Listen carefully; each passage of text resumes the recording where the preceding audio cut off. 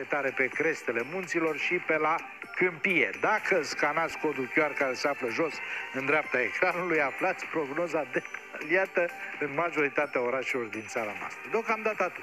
Vă aștept cu alte informații la știrile de la ora 13. Să aveți o zi liniștită. La revedere! Mulțumim, Florin. Bine, crocodil mic, ne vedem mâine. Dar să știi că și caiman putea să fie, pentru că se aseamănă destul de mult. Ba da, ne certăm după. Ok, da. E crocodil. Deci ai fost îmblânzitor de crocodil când erai mic? Da, bine. Îți arăt urmele pe mână, dacă... Doamnelor, domnilor, este încheie prima știre ale zilei. Rămâneți cu ProTV, începe Vorbește Lumea, iar de la 20:30 nu pierdeți Las Fierbinți. Zi totul. Ne revedem mâine dimineață, cum altfel la 6 fix. Așa, sănătate multă și să vă meargă cât mai bine. O zi frumoasă să aveți. Deci, fii atent.